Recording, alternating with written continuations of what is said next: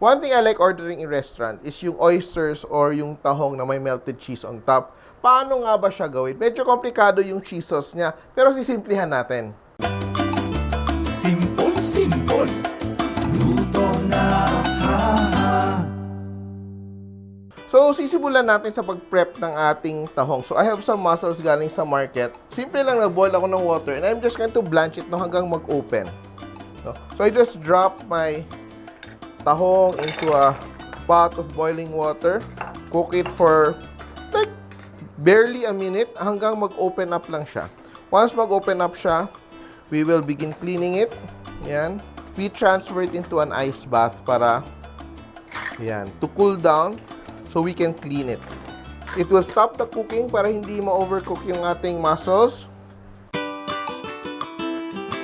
So we just remove the side of the shell na walang laman, and usually may whiskers yung ating mussels, so we just cut it off. No? You can use a knife, a paring knife, but you remove that.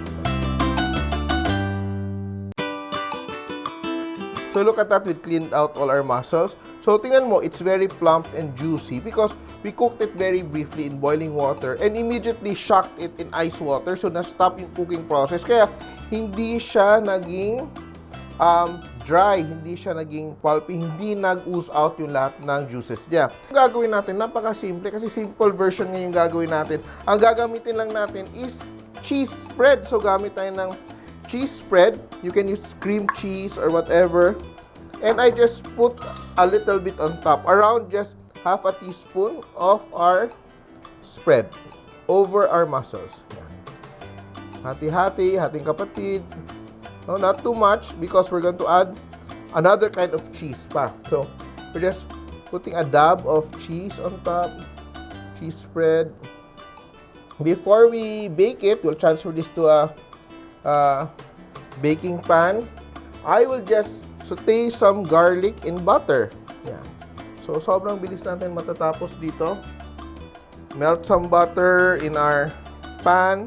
Look at that, sobrang katiting nang nakuha ko sa aking cheese spread. So, matipid siya, hindi siya yung very costly.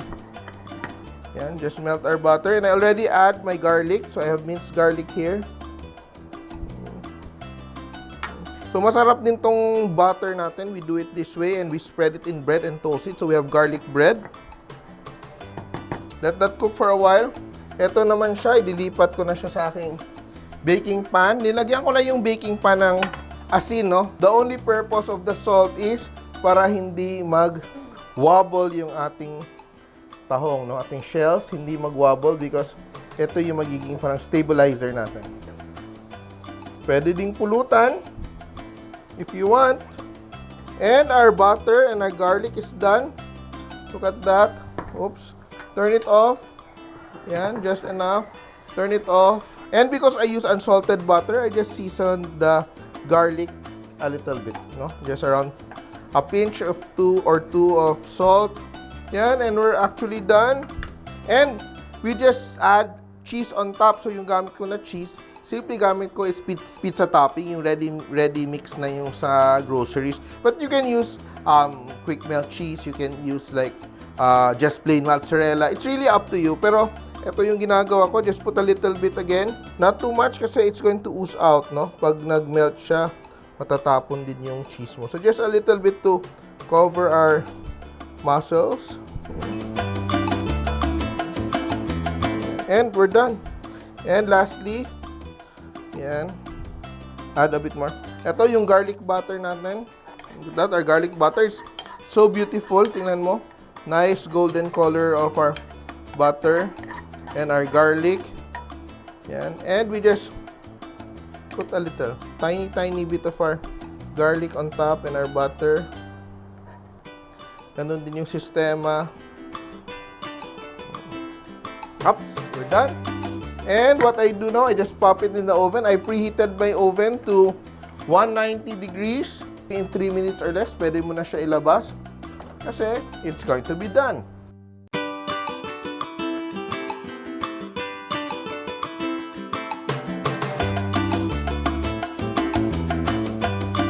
And our mussels are already nice and cheesy.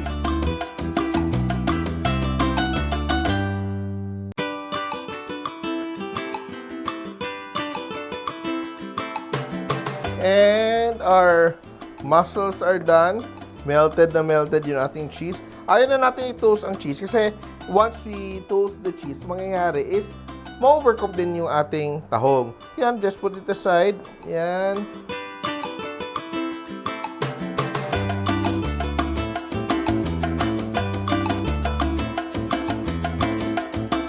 Let's put this aside and we'll garnish. Put a wedge of lemon on the side para medyo fancy yung dating ng ating mussels. And just a little bit of spring onions. Diba kahit 1 or 2 pieces para magmukhang, you know, just to add a bit of freshness. Yan.